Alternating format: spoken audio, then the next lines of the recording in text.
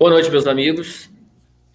Estamos mais uma vez aqui reunidos em família para mais uma palestra edificante. Hoje contamos com a colaboração do amigo Ricardo, que está no Rio de Janeiro, participante ativo do Centro Luz e Verdade. E com isso, ele vai nos ajudar hoje, nos ensinando um pouco sobre a nossa doutrina. Gostaria de pedir a todos pensassem o melhor, nos manter unidos a Deus nesse momento, intuindo os bons pensamentos para o nosso palestrante, no sentido que ele possa ser ajudado e orientado nessa missão, nesse trabalho. Obrigado a todos. Boa noite para vocês.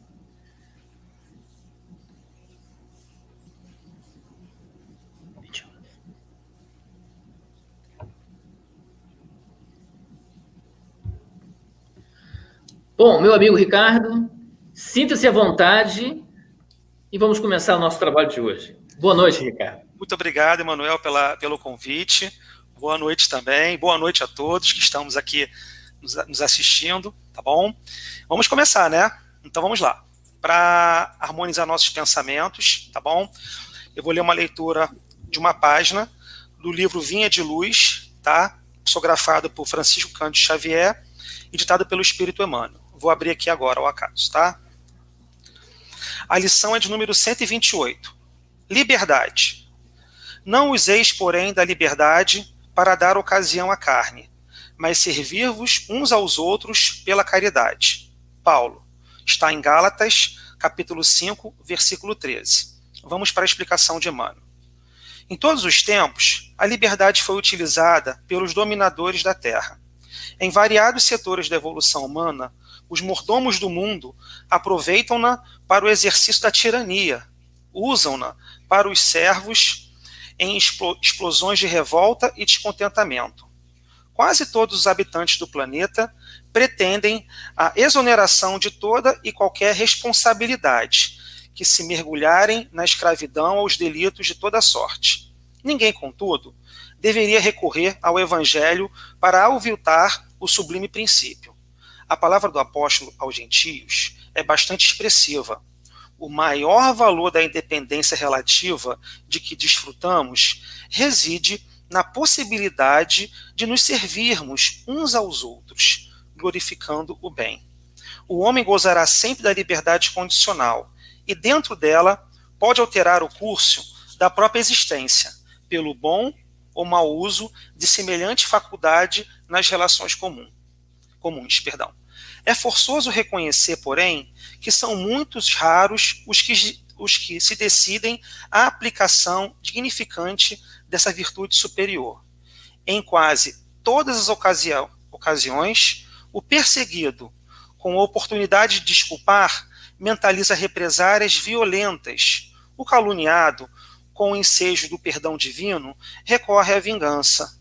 O incompreendido, no instante azado de revelar fraternidade e benevolência, reclama reparações. Onde se acham aqueles que se valem do sofrimento para intensificar o aprendizado com Jesus Cristo? Onde os que se sentem suficientemente livres para converter espinhos em bênçãos? No entanto, o Pai concede relativa liberdade a todos os filhos, observando-lhes a conduta. Raríssimas são as criaturas que sabem elevar o sentido da independência à expressão de voo espiritual para o infinito. A maioria dos homens cai, desastradamente, na primeira e nova concessão do céu, transformando às vezes elos de veludo em algemas de bronze. E assim, através dessa página que nos consola, que nos instrui, que nos permite entrarmos em sintonia com a espiritualidade amiga, convido a todos nesse momento para que unemos-nos os nossos corações, unemos-nos os nossos sentimentos e que possamos elevá-los a Jesus. Amigo Jesus, aqui estamos hoje, com sentimentos de gratidão. Obrigado, amigo, pela oportunidade de servir. Obrigado pela oportunidade das nossas vidas. E, acima de tudo, obrigado por nos trazer esse evangelho maravilhoso que acaba sendo o caminho para a nossa evolução. Pedimos permissão para iniciarmos o singelo estudo de hoje na certeza do porvir, na certeza que só o seu amor nos libertará. Jesus, nós sabemos que nós somos o que fomos. Ajuda-nos a ser o que devemos. A Ti entregamos nossas vidas. Que assim seja, graças a Deus. Bom, vamos lá. Como eu disse para vocês já, né? Para mim é uma felicidade muito grande poder estar aqui hoje, fazendo esse estudo no GESCOM. Eu queria, na verdade, fazer uma dedicatória especial para esse estudo. Hoje é dia 31/8. E para mim, o mês que está entrando é um mês especial, é um mês de reflexões, mês de setembro. Então, eu estou dedicando o estudo de hoje ao Setembro Amarelo, que se inicia amanhã, durante o mês de setembro. E aí, no meio do estudo, eu gostaria de dizer do porquê dessa dedicatória. O nosso tema de hoje é bem interessante. A mudança é de dentro para fora. Então, o objetivo aqui é que nós possamos fazer reflexões, que nós possamos usar o aspecto filosófico da doutrina, para que nós possamos refletir e pensar um pouquinho sobre uma coisa tão importante em nossas vidas. Então vamos começar. Por que mudar? Né? Vamos relembrar os objetivos da reencarnação. Por que nós estamos aqui? Não é? E aí, quando eu estava pensando nesses objetivos, eu lembrei do símbolo do grupo espírita, né? que nós estamos aqui, que é o girassol. Olha que bonito esse símbolo. Né? E aí, pesquisando sobre o girassol, uma das explicações que eu achei foi que o girassol representa a felicidade. Olha que legal. E a página de hoje falou de liberdade, né? Abri por acaso e tem tudo a ver esse tema, né? Felicidade. Nós somos felizes? Nós estamos caminhando para a felicidade. Nós somos perfectíveis. Então, se nós pudéssemos dizer que nós somos fadados a alguma coisa, eu poderia dizer isso. Nós somos fadados a ser felizes, a sermos felizes. Querendo ou não, uma hora nós vamos caminhar para a perfeição. E chegando à perfeição, automaticamente chegaremos também à felicidade de plenitude, que é assim como Jesus nos trouxe. Então, o processo de mudança, o processo de reencarnação tem tudo a ver com a mudança. Vamos pensar o que vocês acham sobre isso. Ao reencarnarmos aqui, nós caminhamos um pouquinho mais do ponto de vista da evolução. Hoje, eu poderia dizer para vocês que eu estou no meu melhor momento. Essa minha encarnação é o meu melhor momento. Se eu for comparar a minha encarnação com as anteriores, queria fazer essa reflexão com vocês. Nós vamos lembrar que nós estamos sempre evoluindo. Os espíritos falam isso, que o espírito não retroage, ele está sempre evoluindo. E aí, vocês querem ver uma prova disso? Porque algumas pessoas pensam assim, nossa, será que é isso mesmo? A gente vive num mundo cheio de tantos problemas, tantas dificuldades, não piorou? E a gente vai lembrar. Eu queria trazer para vocês um pouco da visão histórica da nossa sociedade. Olha, se nós pudermos pensar um pouquinho, botar aí uns 50 anos a mais para trás na nossa história, a gente vai lembrar 50, 70 anos, a gente vai lembrar, perceber o espaço da mulher como era limitado, como a sociedade limitava a mulher.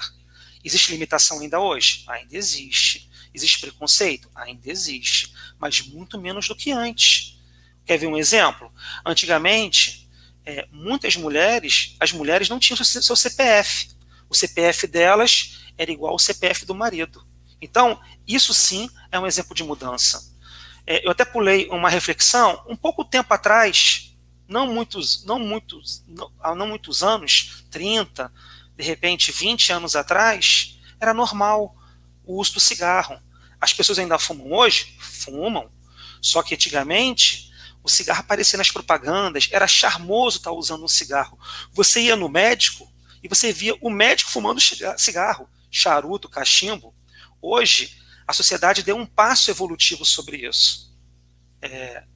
Já tem leis que proíbem a utilização, já sabemos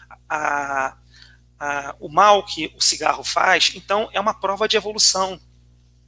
Se nós formos um pouco mais de 100, 200 anos atrás, né, vamos pegar 200 anos atrás, as pessoas colocavam outras atrás das grades por causa da cor da sua pele. O homem e a mulher eram tratados como animais. Não é uma prova? O preconceito ainda existe hoje? Ainda existe. Mas naquela época era muito pior do que hoje. Se nós formos há 1000 anos atrás, 2000 anos atrás, uma região era invadida por outra e matava-se todas as pessoas.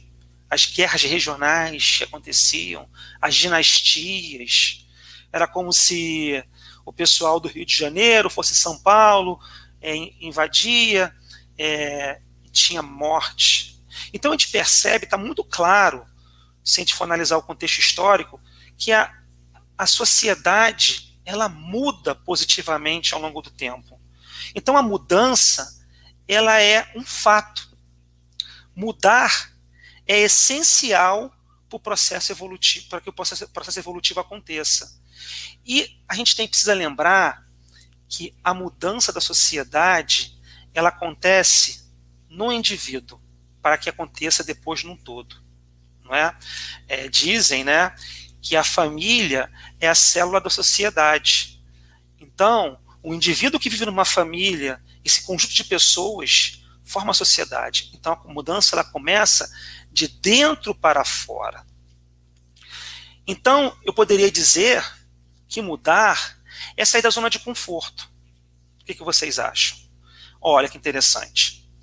O Chico Xavier, uma vez, contou que muitos amigos dele pediram para que ele pudesse falar um pouco sobre dinheiro. E Emmanuel atendeu o pedido, escreveu um livro, um singelo livro fininho, mas bem interessante, o convite para vocês lerem, chamado Dinheiro, Emmanuel.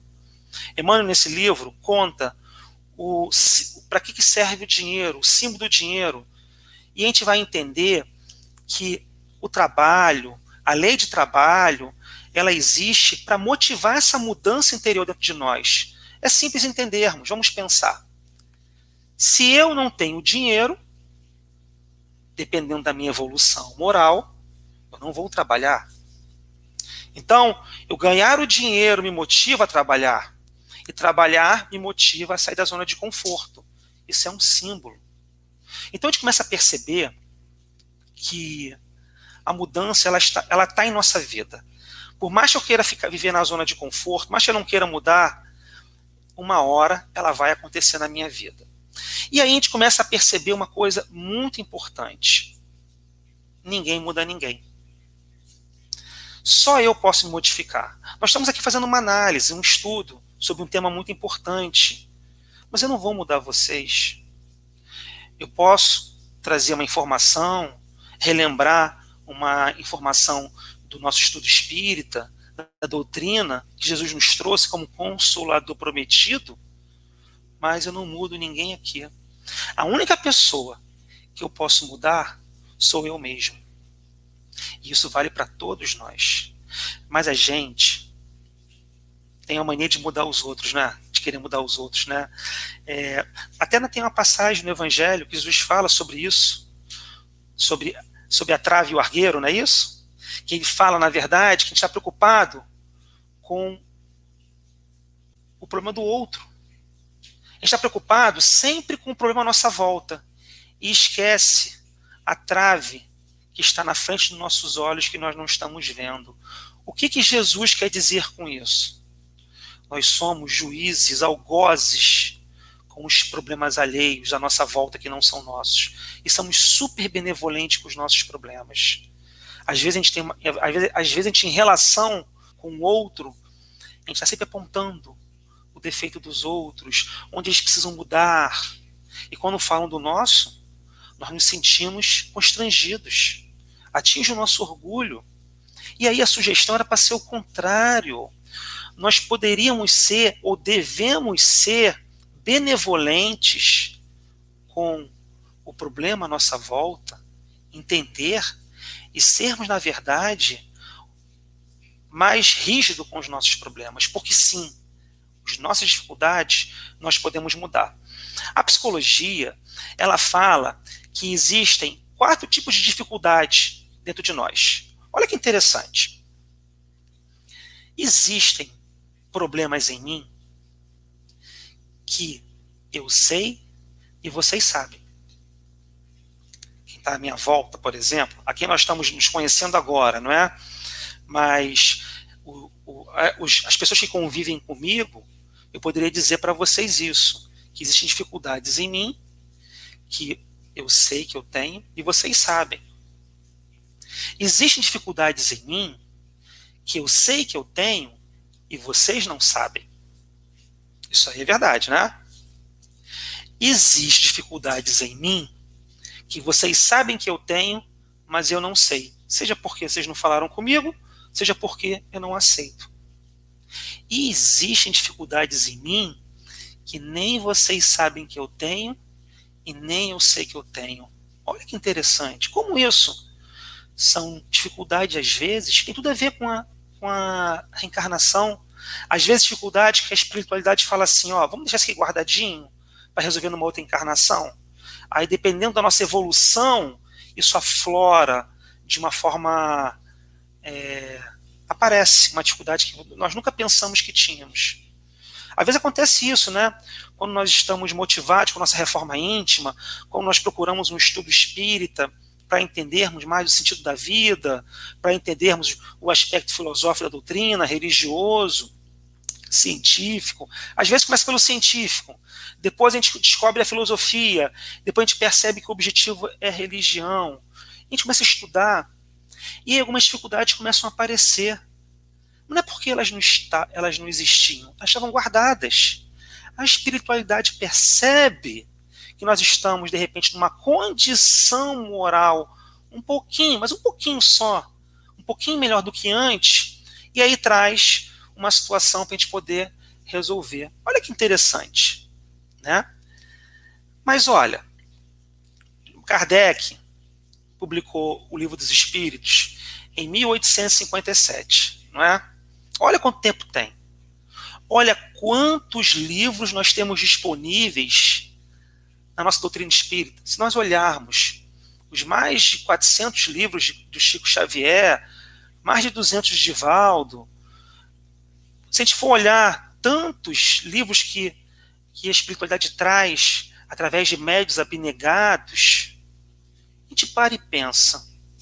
E Joana faz essa reflexão com a gente, Joana de Ângeles.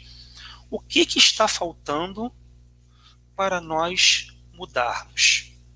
Nós já entendemos que a mudança faz parte do processo. Nós já entendemos, assim como o símbolo da felicidade do girassol, nós somos perfectíveis, nós vamos chegar lá. Querendo ou não, nós vamos chegar lá. O que falta para nós mudarmos?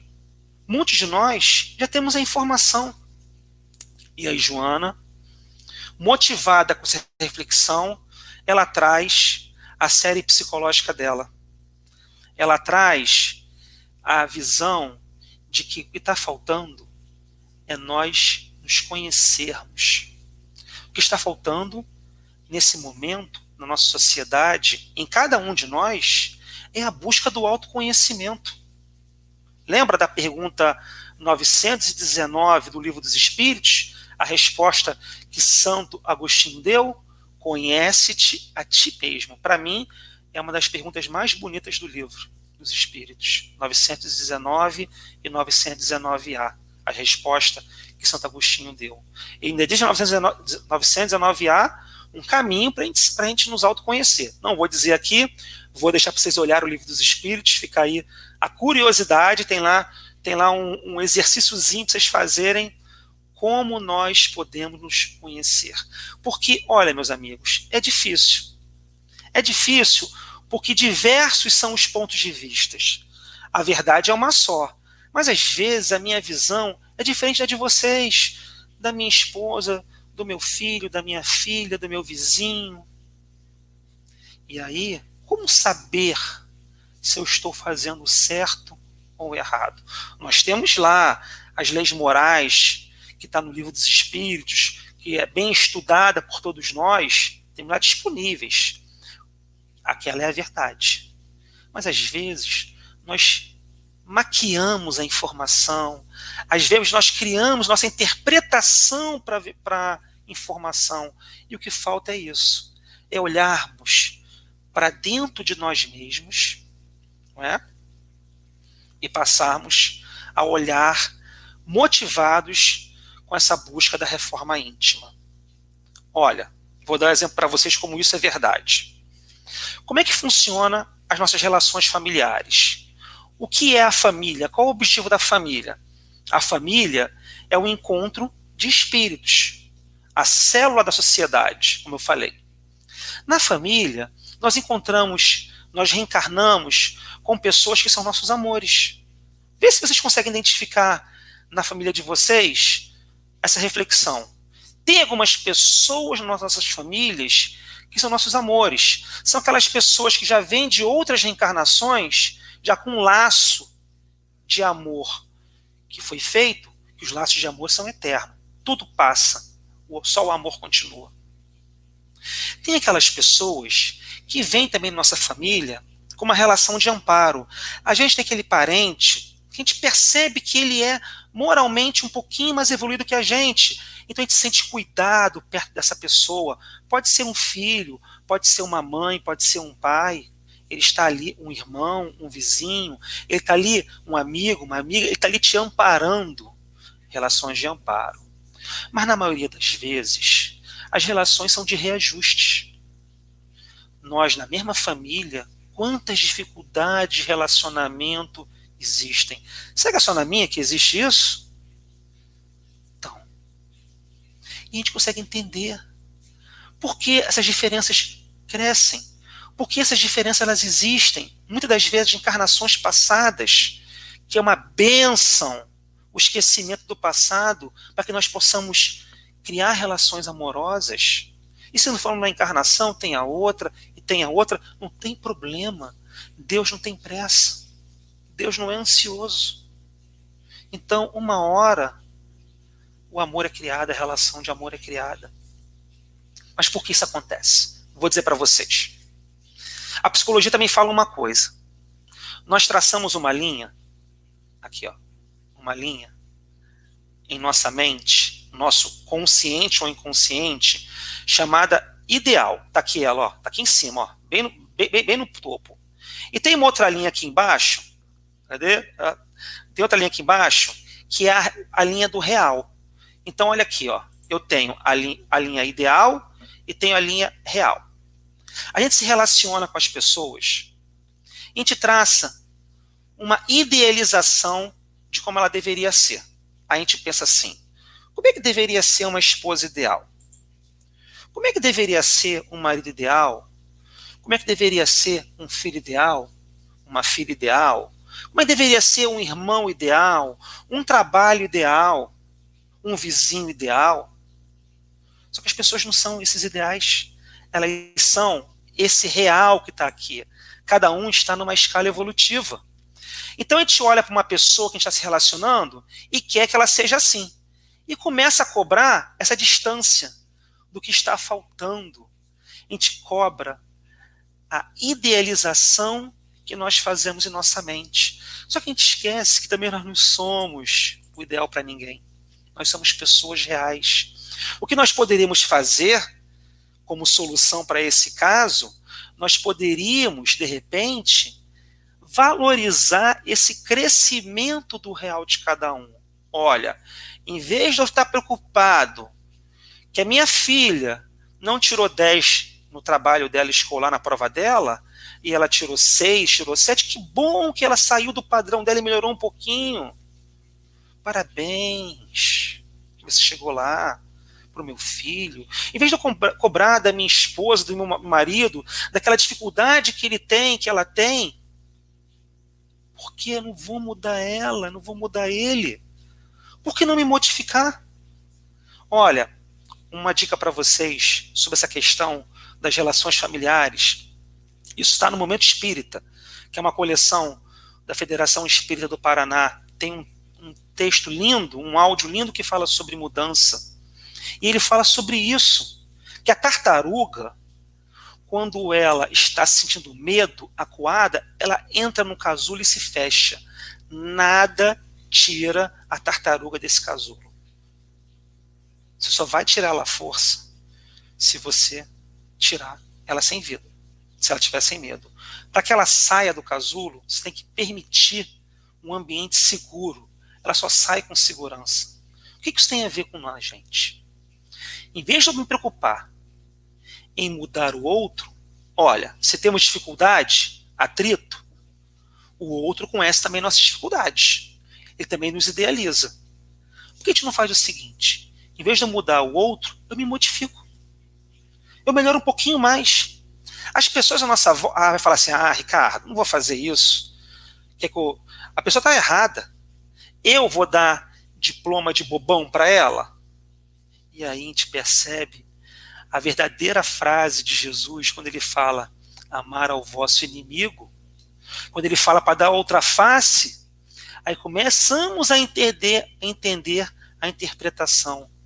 Quando eu me melhoro como pessoa, quando eu estou no momento de criar um problema com alguém, porque eu tenho minha dificuldade, se eu me controlar um pouquinho, se eu agir diferente, eu vou falar para vocês uma novidade.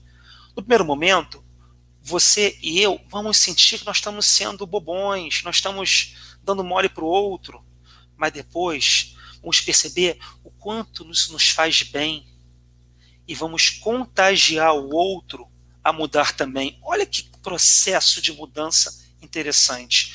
Quando eu começo a me mudar, o ambiente muda.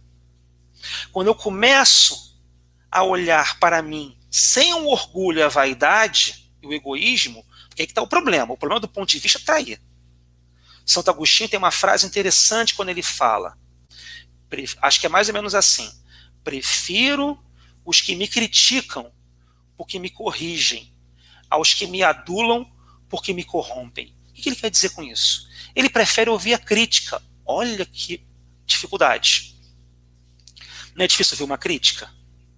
Santo Agostinho fala para a gente o seguinte, quando a gente ouve uma crítica, por mais que ela seja injusta, nós vamos parar para refletir sobre ela. Se, no meu entendimento, ela está errada, eu ganhei uma oportunidade de parar para pensar. Se ela estiver certa, se tem mais uma pessoa me criticando, opa, peraí, eu tenho que refletir. Quem ganha com isso? Eu mesmo, porque eu posso me mudar. Eu não mudo ninguém, eu me mudo. Agora, se eu ouço elogio, se eu ouço aplausos, eu vou valorizar o quê? O meu orgulho, vou me sentir todo que todo, né? Eu vou sentir que eu sou o cara, e aí eu vou tropeçar na minha vaidade. Compreendem? Nós hoje falamos muito do Chico Xavier, né? Chico Xavier, na época do Pinga Fogo, muitos amigos, pessoas próximas falam sobre isso. Ele recebeu muitas críticas de outros companheiros da doutrina espírita. Naquela época, onde ele começou a se destacar, as pessoas falavam para ele, Chico, você vai cair. A sua vaidade, o seu orgulho vai te derrubar. Ele humildemente respondia, amigo, eu não vou cair, porque eu nunca tive de pé. Então olha a visão da humildade. E aí, com o tempo, ele conseguiu vencer todas essas adversidades. Olha que interessante. Mas eu falei de Joana, né?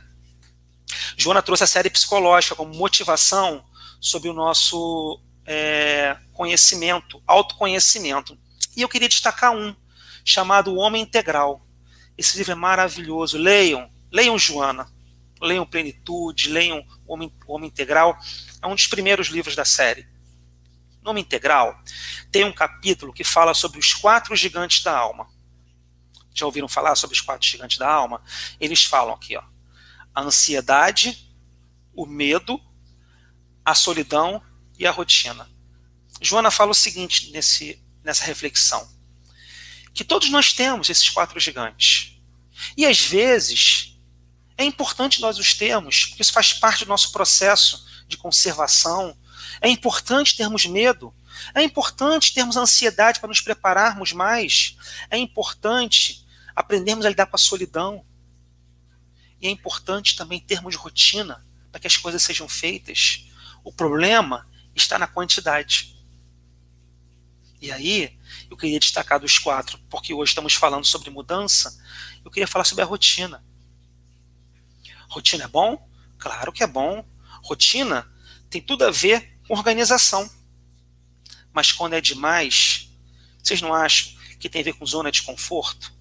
Muitos de nós, por medo de sairmos da zona de conforto, criamos processos de rotina dentro de nós para que nós nos protejamos da mudança.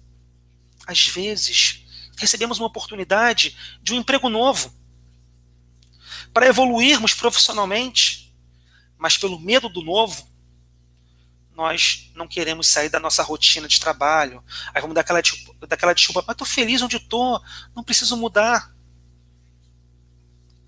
Então, a rotina também é um gigante da alma.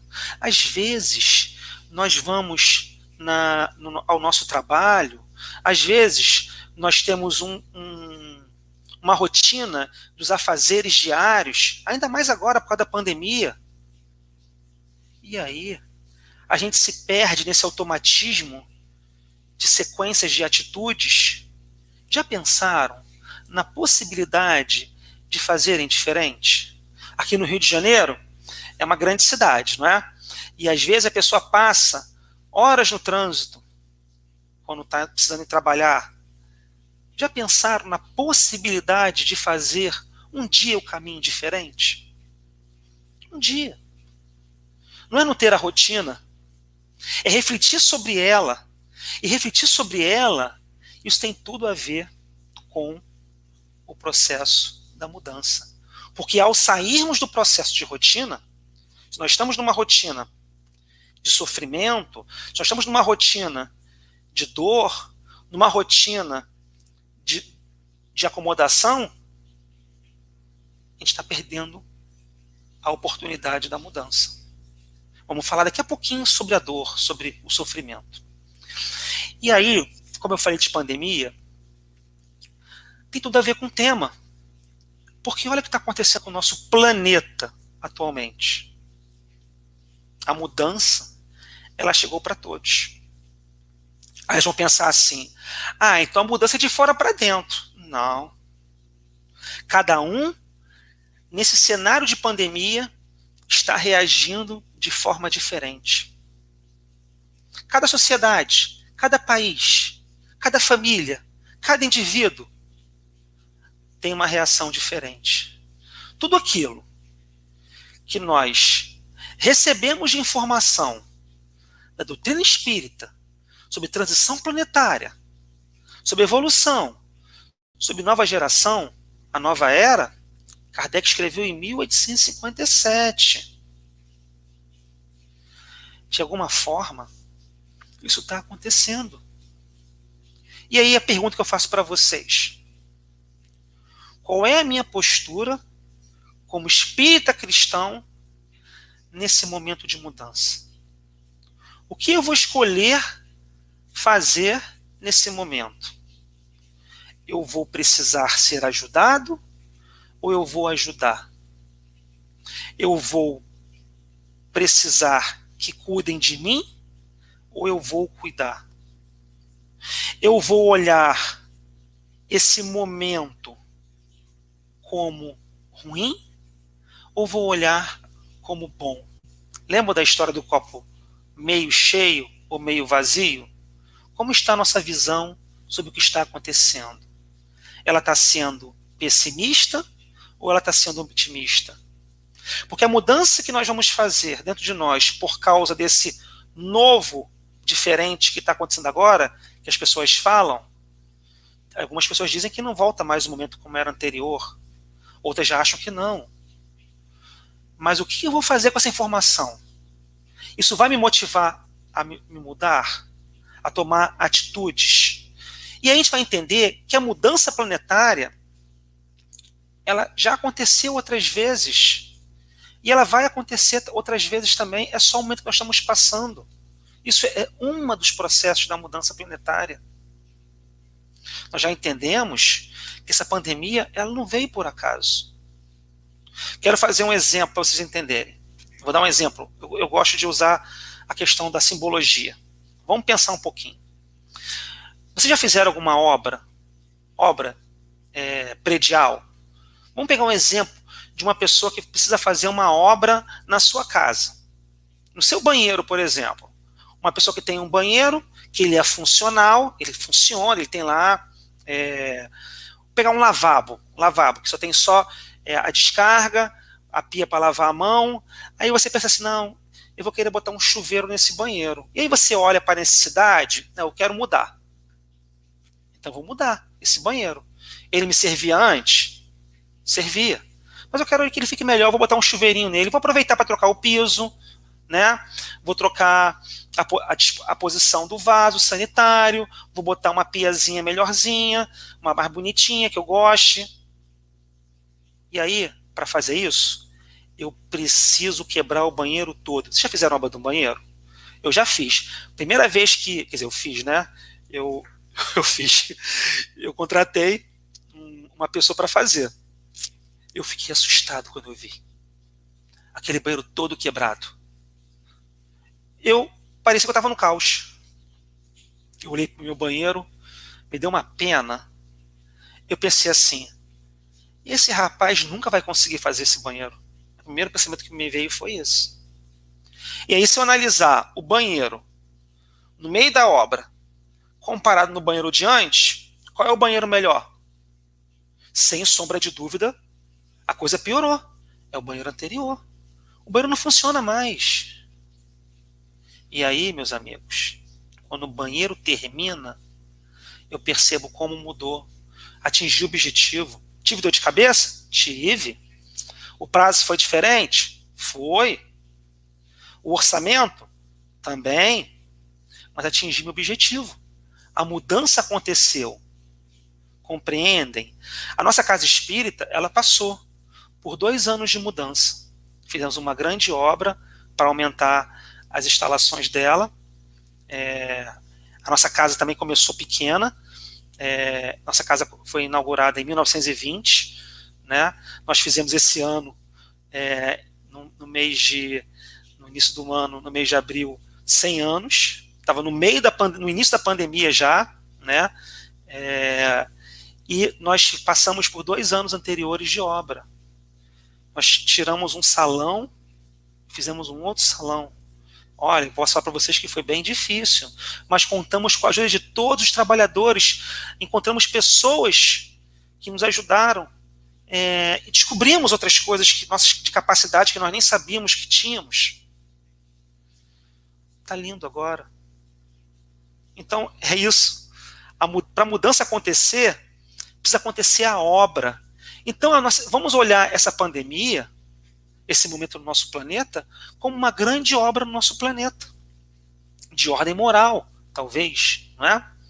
E aí, como estamos falando de mudança, já chegamos na questão da obra, da dificuldade, falei dor e sofrimento, eu queria falar para vocês o porquê da dedicatória ao Setembro Amarelo. Por que nós estamos falando? Por que tem a ver o assunto suicídio com mudança? Né? Então fica aí, gente. Ó, a partir de amanhã, o Brasil todo, se não me engano, o mundo, vai estar falando no mês de setembro sobre o tema suicídio. Às vezes é um tabu falar de suicídio, não é? Acredita-se que quando nós divulgamos um suicídio, nós motivamos outras pessoas a cometerem suicídio. E aí isso vira um dilema, porque se nós não falamos, é uma pandemia silenciosa. Eu não sei se vocês sabem, mas eu queria trazer um número para vocês. No ano passado, mais de 800 mil pessoas cometeram suicídio. Suicídio efetivado. Números da Organização Mundial da Saúde. Olha, é um número maior que o número de mortes do coronavírus no mundo. Se não é igual, está beirando igual. Então, todo ano, nós temos uma pandemia silenciosa que nós não estamos falando sobre isso. Por medo, por tabu. E tem tudo a ver nós falarmos sobre suicídio. Também tem um outro número, que é um número motivador a falar, que eu queria dividir com vocês. Das pessoas que tentam o suicídio e não conseguiram concretizar, 90% delas, essa questão está ligado a psicopatias, como depressão, como várias outras que existem. A depressão é a principal, né, é a principal causa, mas psicopatias tratáveis. Se nós conhecemos uma rede de amigos, se alguém acolhe aquela pessoa, se ela tem o amparo sem julgamento, porque vou falar sobre depressão está muito junto com preconceito, e eu queria trazer como um novo sentido também do símbolo da nossa casa aqui, do Grupo Espírita, o girassol, porque o girassol ele foi escolhido ano passado como símbolo de um trabalho chamado Depressão Sem Tabu, que foi feito pela Associação Brasileira de Familiares, Amigos e Portadores de Transtornos Afetivos, né, pelo CVV, que é o Centro de Valorização da Vida, e por um laboratório aí famoso que estava divulgando um medicamento. Então, para criar o símbolo sobre depressão, que é a principal causa do suicídio, foi lançado ano passado, em 2019, também no Setembro Amarelo, usou-se o símbolo do girassol. Por que é importante falar isso? Porque é importante nós olharmos sobre esse tema que é tão delicado. Ansiedade e depressão é o mal do século. A depressão não tem rosto. Eu posso estar aqui falando com vocês, estar rindo, estar sentindo, estar num processo depressivo, que nós espíritas sabemos que muitas das vezes pode ser porque demos abertura a obsessões, a fascinações, a subjugações, doenças, dificuldades tratáveis. Só falta um olhar acolhedor, alguém que possa conversar com outro sem julgamento. Quando a gente fala de suicídio, a pessoa pensa, isso é frescura. Aquela pessoa não precisa, ela não tem motivo para sofrer. Nós diminuímos o problema do outro. Por que isso tem a ver com o nosso assunto de hoje? Sabe como é que se previne o suicídio? Não deixando que chegue a ter uma ideação suicida. Quando nós temos nossas dificuldades de ordem emocional e não temos com quem falar, não temos com quem expor, e quando nós vamos talvez expor, nós ainda somos julgados, isso vai enchendo dentro de nós, enchendo. E a Organização Mundial da Saúde disse que, em estatística das pessoas que tentaram cometer o suicídio, elas dizem uma coisa interessante, que elas não querem tirar a vida delas. Elas querem tirar a dor que elas estão sentindo. A dor é tão grande, mas tão grande, que aí vem a ideação suicida. Então, se a gente consegue prevenir que essa dor não cresça, se a gente consegue conversar sobre depressão sem tabu, a gente oportuniza que a pessoa esvazie esses sentimentos. Olha o processo de mudança acontecendo aí também. Eu quero trazer a simbologia da mudança com vocês aqui agora. Por que isso tem a ver com a mudança? Como é que se previne uma gripe? Como é que vai se prevenir esse vírus que está tendo com a pandemia? Com vacina. A vacina não é dada em pessoas que estão com coronavírus. A vacina é dada em pessoas que não estão com coronavírus para que elas adquiram anticorpos, mudem o seu corpo criando anticorpos, para que se quando o coronavírus chegue, ela já esteja protegida. Como é que se previne suicídio? Podendo falar sobre isso abertamente, podendo falar sobre sentimentos, não sobre suicídio, sobre sentimentos, para que as pessoas não precisem acumular isso dentro delas. Centro de Valorização da Vida. Já conhecem esse lindo trabalho que é feito no Brasil? É uma referência mundial. O CVV, ele atende o Brasil inteiro com um número gratuito, chamado número 188. Qualquer pessoa de qualquer lugar do mundo, do Brasil, pode ligar para o 188 e ser atendida por um voluntário. 24 horas por dia. Ah, mas eu tenho dificuldade de falar, eu tenho vergonha. Pode ir na internet e também usar o chat para digitar. Olha a oportunidade desse grande trabalho que é feito. E a estatística, eu queria dividir com vocês a estatística do CVV. No número 188, eu posso dizer para vocês, não vou falar, se eu for falar em percentual, eu vou estar chutando, tá? Mas a grande maioria das ligações não são para falar sobre suicídio. São para falar o que nós chamamos de estágio 4, que é a depressão, que é a tristeza, o desespero sobre uma separação, sobre uma desilusão. Então, olha que bom você poder oportunizar que essas pessoas conversem sobre isso para que não cheguem a se perder a ter uma ideação suicida. Bom, a mudança, ela acontece de dentro para fora. Porque quando eu tenho com quem conversar, quando eu tenho com quem expor a minha, como é que se diz, as minhas angústias, os meus sentimentos, eu estou prevenindo. E aí vou falar com vocês, que é a grande sacada do CVV.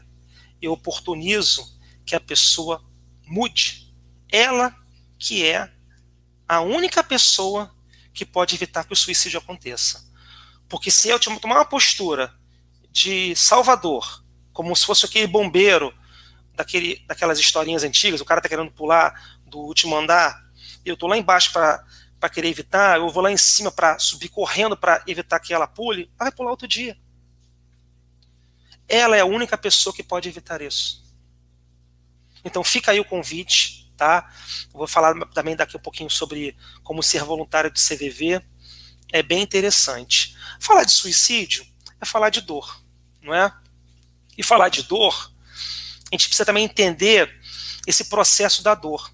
Eu queria fazer uma breve análise sobre esse processo de dor. O que é a dor? Eu pergunto para vocês, é bom sentir dor? Eu vou pensar assim, não é. Ninguém gosta de sentir dor. Mas eu vou trazer uma reflexão para vocês. E daqui a pouquinho vocês vão entender porque isso tem a ver com a mudança de dentro para fora, tá? A dor, ela é um aviso. Olha que interessante. Nós temos no nosso corpo físico um processo de dor. Então, se eu estou cozinhando e eu boto minha mão na panela quente, automaticamente sinto dor. Isso não é bom? Isso não é um alerta? Eu não solto? Eu não tenho um impulso de soltar? Se eu não sentisse dor, o que aconteceria? A minha mão iria ser consumida pelo fogo e não ia ter jeito depois para voltar. Então a dor é um processo para avisar que algo está acontecendo. Vamos falar da febre. É bom sentir febre? Não. Ninguém quer sentir febre. Mas a febre é um aviso para a gente. Olha, Ricardo, tem alguma coisa errada com você. Tudo bem, toma um antitérmico para aliviar a febre. Não passou? Procura um médico. Procura investigar a causa dessa febre, porque existe alguma coisa no seu corpo que tem que ser tratada. E aí vem a Joana, sabiamente, e faz esse link com o sofrimento. O que é o sofrimento? É a febre da alma. Se estamos sofrendo, é porque nós precisamos mudar algo. Isso faz sentido para vocês? Se eu estou num processo de sofrimento, algo em mim precisa ser mudado. Se eu não conseguir lá atrás, com o meu autoconhecimento, a ver o que eu preciso mudar, vem um agente externo, sofrimento, para que eu possa parar para refletir. E aí eu queria pensar, será que é ruim sofrer, então, nesse aspecto? O sofrimento nos está dando uma oportunidade de mudança. Aí vai falar assim, lá vai ele falar que espírita gosta de sofrer. Ninguém gosta de sofrer. Mas nós entendemos o porquê o sofrimento existe. Um diamante. Se eu for dar um diamante para vocês, vocês vão querer ele bruto ou lapidado? Para o diamante virar aquela pedrinha linda, lapidada, ela passou por um processo, um sofrimento de lapidação. Ela se depurou para que ela chegasse naquele ponto de lapidação, para que ela possa brilhar, vamos dizer assim. Um diamante bruto, vocês já viram como é que é o diamante bruto? É uma pedra opaca. Olha que interessante. Quantos de nós, por questões de saúde, por questões da busca do emagrecimento, ou na busca da dieta para emagrecer ou da dieta para engordar, nós procuramos academias. Nós estamos em academias para que nós possamos nos tornar pessoas, vamos dizer assim, melhores em termos de saúde. Não é assim? Fazemos levantamento de peso, usamos aquelas esteiras, steps. Não é bom isso? É bom. Pessoas pagam academia. Às vezes a gente tem academia no nosso dia a dia. Quantas mães precisam levantar o peso dos seus filhos para que possam cuidar deles? Quantos de nós não precisamos subir escadas e mais escadas, seja de trabalho, seja de residência? Belo Horizonte, eu não sei como é que é Pirapora. Belo Horizonte tem vários morros, né? Eu estive em Belo Horizonte uma vez e percebi que são vários morros. Aqui no Rio também. Aqui a gente tem vários morros também. Apesar de ser uma cidade litorânea, né? Nós temos também morros aqui. Quantas pessoas precisam subir para suas casas? Sobem ladeiras, às vezes enormes. Olha aí. Compreendem? Onde está nosso olhar? Estamos sofrendo porque estamos subindo escadas ou estamos felizes porque aquela escada está nos permitindo fazer um exercício físico? Estamos felizes porque estamos numa esteira ou estamos tristes porque temos que caminhar uma distância enorme porque por algum motivo nós precisamos ter que fazer isso? Algum motivo. Nada é por acaso, né, meus amigos? Então, na verdade, o que muda é o nosso olhar.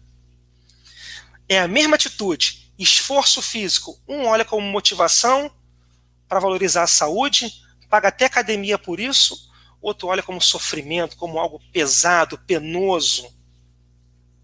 Compreendem que a questão está no olhar? A gente começa a entender que o sofrimento pode ser visto de uma forma diferente. Olha, quando a gente olha para aqueles espíritos mais evoluídos que tiveram aqui na Terra, Gandhi, Madre Teresa, Sócrates, Divaldo aqui, Chico Xavier, Irmã Dulce, João Paulo II, são espíritos, mas eu estou falando por mim, né? Acho que também por vocês, são espíritos que estão bem mais resolvidos, já caminharam mais um pouco. Eles sofreram? Sofreram. Que é o maior exemplo de sofrimento que Jesus, que foi o próprio Calvário, mas nenhum deles viram isso como sofrimento. Viram como oportunidade de mudança. Eles mudaram, estão mudando uma sociedade, um planeta. Gandhi ajudou a libertar a Índia sem a violência. Chico Xavier ajudou a divulgação da doutrina no nosso país. Os livros dele estão dos mais lidos, como o Nosso Lar, por exemplo. Para quem conhece a história de Chico, sabe a dificuldade que foi isso para ele, mas o olhar é diferente. Queria propor para vocês isso. O sofrimento é um dos mecanismos da mudança. Não tem aquela história? Quando não vai pelo amor, vai pela dor? Não tem problema ser pelo amor, pela dor. Que bom que estamos indo. Quando nós recebemos um sofrimento, vamos olhar como oportunidade. Troca a palavra sofrimento por oportunidade. Em vez de falar assim, estou sofrendo, Deus me deu uma oportunidade. Olha como é que tudo muda. E aí o sofrimento vai ser a ferramenta que a espiritualidade amiga está nos dando para que nós mudemos. É possível fazer reforma íntima sem martírio? Claro que é. É possível. Mas é possível não sofrermos? Sabemos que é possível também. Nós já sabemos tudo o que precisa. Nós já falamos sobre os mesmos assuntos sempre. Sobre perdão, sobre auto-perdão. Nós já falamos sobre mudança. Já falamos sobre amar ao próximo como a si mesmo. Só falta uma coisa. Nós botarmos isso em prática. Então, a mensagem que eu deixei para vocês é isso. Nós somos,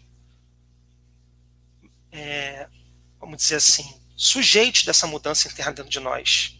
O CVV, ele adaptou uma teoria bem interessante da psicologia, chamada ACP, Atenção Centrada na Pessoa. Os voluntários de CVV estudam a ACP e eles aprendem a motivar a pessoa, sem que ela saiba, a esquecer um pouco os problemas e olhar para os sentimentos. Porque às vezes o problema não vai mudar. Mas o nosso olhar, como sentimos sobre o problema, faz toda a diferença. Eu posso estar agora com um problema, mas se eu estou me sentindo bem em passar por ele, show, é isso que importa. Eu posso estar com outro problema, e se eu não souber passar por ele, isso pode amanhã virar algo terrível, uma dor insuportável. Mas a dor, ela existe por causa da minha visão. Em 2010, eu estive num congresso em Brasília, que foi 100 anos de Chico Xavier. Depois vocês procuram no YouTube, é bem interessante. Procurem Terceiro Congresso Espírita Brasileiro, 2010, mensagem de Bezerra de Menezes, onde Divaldo fala sobre mudança. Fica aqui a dica para vocês procurarem. Porque ele fala, Bezerra fala, que a mudança está chegando. Ele deu a entender que já chegou a mudança. Nós estamos num momento, agora, que nós realmente precisamos nos posicionar.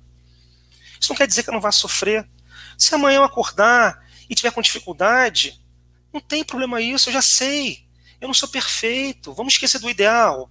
Eu não sou espírito superior. Eu tenho dificuldades, olha, eu tenho muitas dificuldades. E agradeço a vocês por me chamarem para falar sobre esse tema, porque eu preciso me relembrar, às vezes eu esqueço disso. Às vezes eu esqueço que a mudança acontece daqui, ó, de dentro para fora. E aí eu percebo que se eu tiver um dia ruim, tranquilo, hoje eu vou tirar o dia para me cuidar. Eu vou me cuidar. E se eu não conseguir, não tem problema, eu peço ajuda para meus amigos. Que bom que eu tenho amigos. Que bom que eu tenho a doutrina espírita que me ampara e me consola. Que bom que eu sei fazer uma prece. Que bom que eu posso colocar em prática o evangelho no lar. Mas se eu estiver bem, arregaço as mangas e vou trabalhar para a seara de Jesus. Vou olhar para o meu próximo, vou acolhê-lo. Hoje eu posso me acolher. Ontem eu posso ter sido acolhido, mas que bom que eu posso levantar meus braços para acolher amanhã. E para terminar, eu queria pedir permissão para vocês. Eu vou correr o risco de fazer algo que eu não faço nos meus estudos, tá? Eu faço isso quando eu estou lá na casa espírita, às vezes. Mas eu fiquei tão feliz com esse convite que eu vou ousar agora. Eu vou cantar uma música para vocês, tá bom? Eu pensei, quando eu estava organizando o estudo, eu pensei em ler, em declamar, mas eu acho que não ia tocar em vocês da forma como essa música me toca. Essa música eu conheci ela no início, poucos anos, quando entrei na doutrina espírita. Ela mexeu em mim de uma forma enorme. Então eu queria motivá-los também a procurar a música, se vocês quiserem. O nome da música é O Que Fazeis de Especial, de Jonathan Moreira, tá? Então eu vou tentar cantar para vocês. Não tem violão, não tem música, é só como é que se fala? É só no acústico. Desculpa aí pelo seu desafinar, tá bom? Mas é para que a gente possa passar a mensagem. Então vamos lá. Olhe para as suas mãos, que marcas elas levam, o que vai em seu coração, que lembranças tu carregas, o que tens feito com sua vida. Note as pegadas que você deixou, por onde elas seguiram. Lembre do que em você mudou durante esse caminho. Pense em como escreverás as novas páginas da sua vida.